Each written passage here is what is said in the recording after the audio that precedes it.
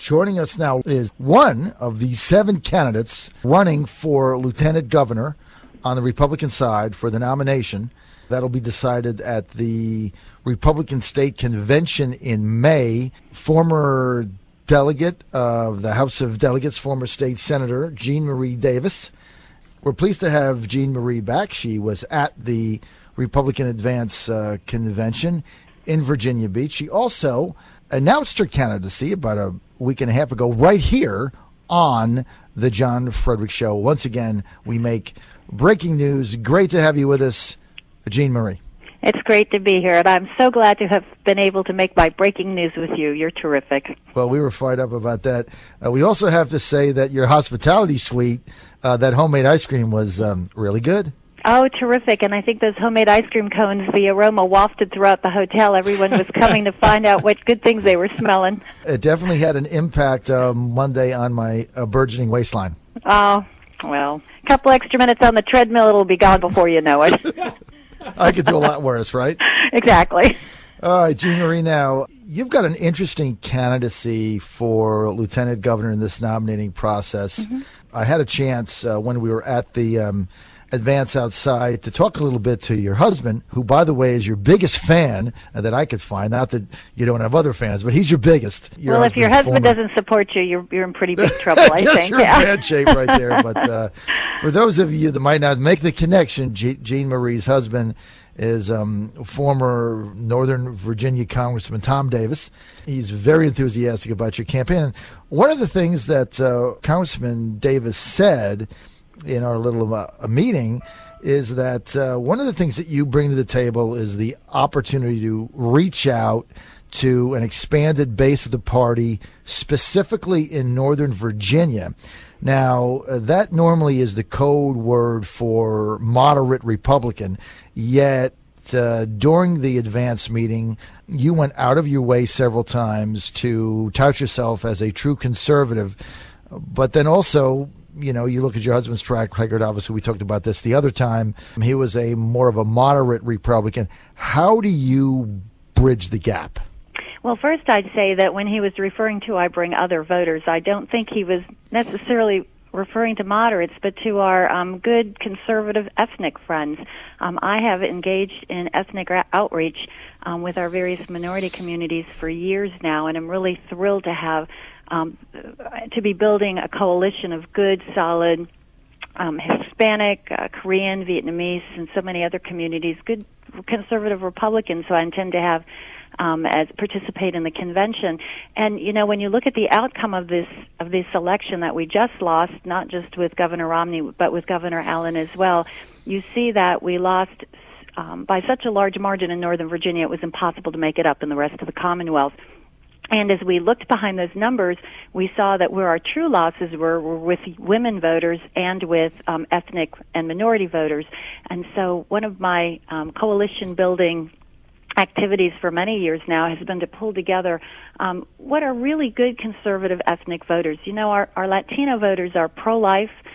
They're pro-family. They either own or work for small businesses, generally speaking. We have everything in common with them. They have everything in common with Republican conservatives. And I think that by engaging them and involving them in the nominating process, it will help them.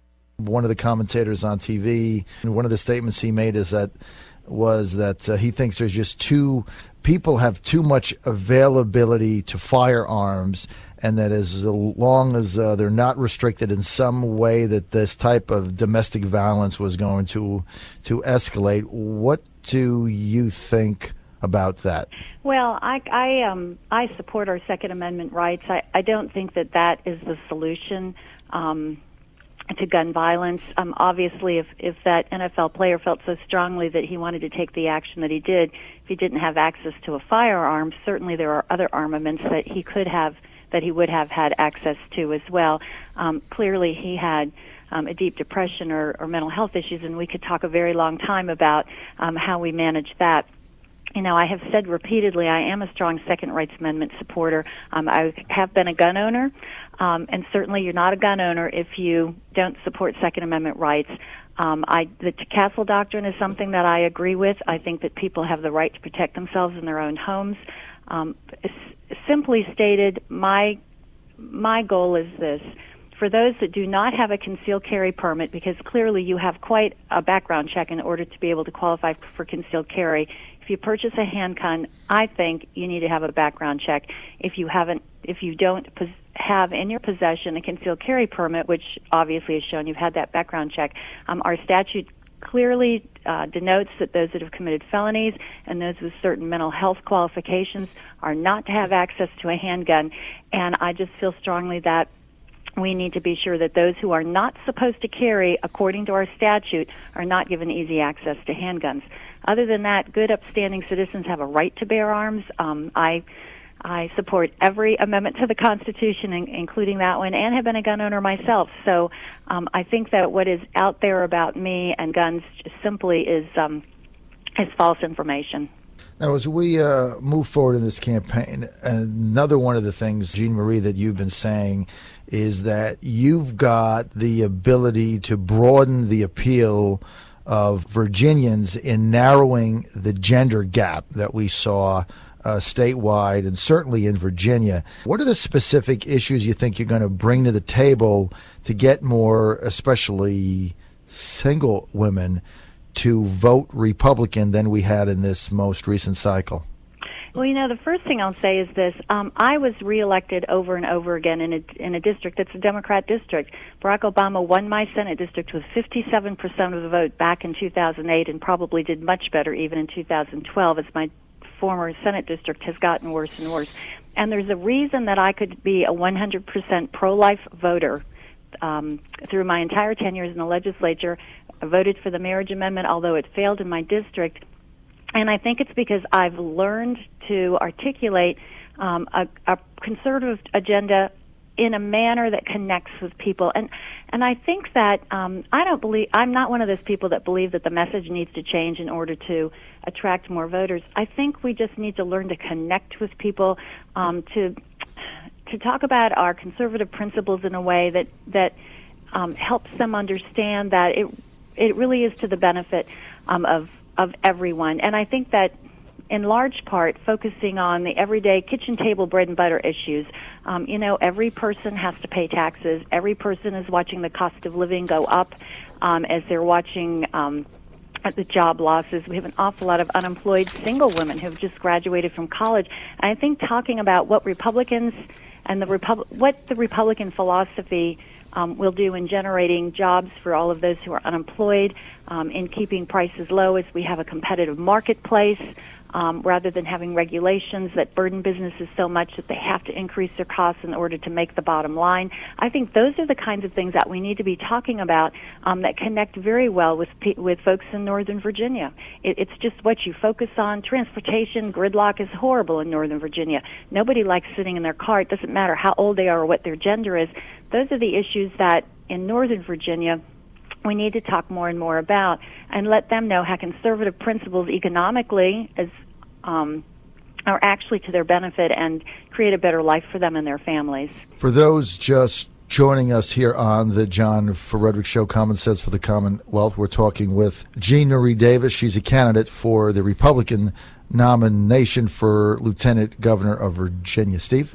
Jeannemarie, economics are in the forefront in the news, and two of the issues that I wanted you to address this morning with John, first of all, federal government mandates versus state budgets, how you'd handle that, and as it relates to your powers as a lieutenant governor, address how you would handle workforce development, both of those issues. Those are terrific questions, and I really appreciate you raising them because we're just not talking about that.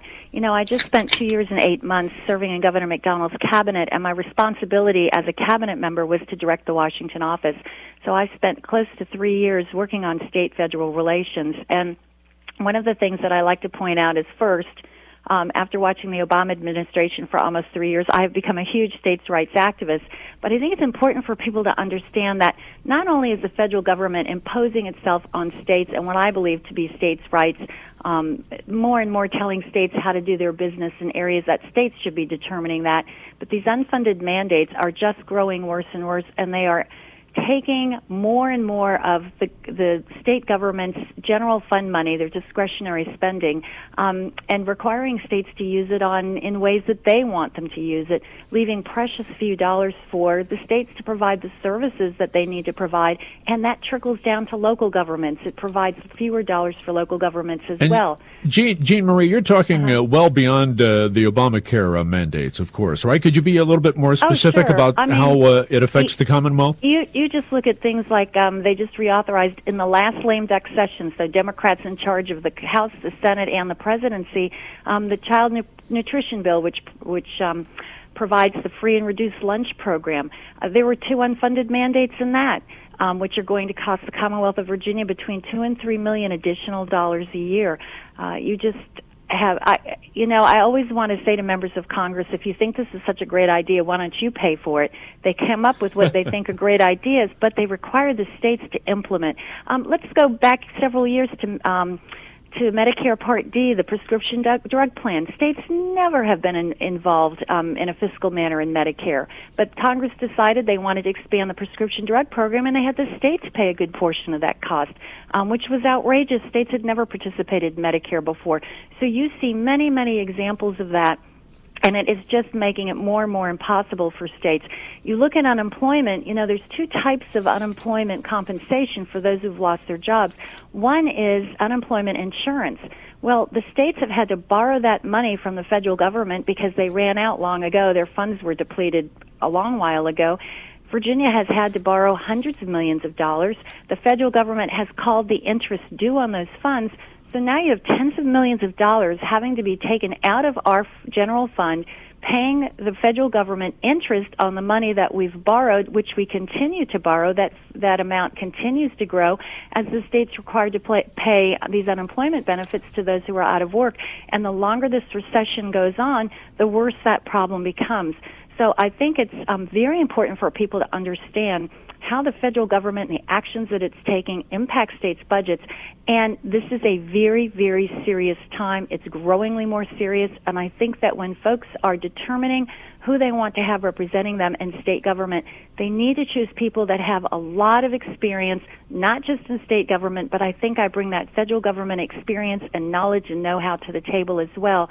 And I think that's very important. Before we run out of time and before I hand you back to John, sure. Address workforce development and attracting more businesses to the Commonwealth, and then I'll let John handle you Well, from workforce development, workforce training really has more to do with helping people learn the skills that they need in order to be to be eligible for jobs that are out there. In Northern Virginia, we have 30,000 jobs in the IT industry that are going unmet, and we have so many people that are unemployed. If we can use our workforce training capability in order to train workers in areas that we've got need for jobs and match them up, I think we could go a long way in creating new jobs in Virginia. And I'm proud to say I just read that Governor McDonnell has attracted yet another IT firm, Intelsat, their headquarters from Washington into Virginia.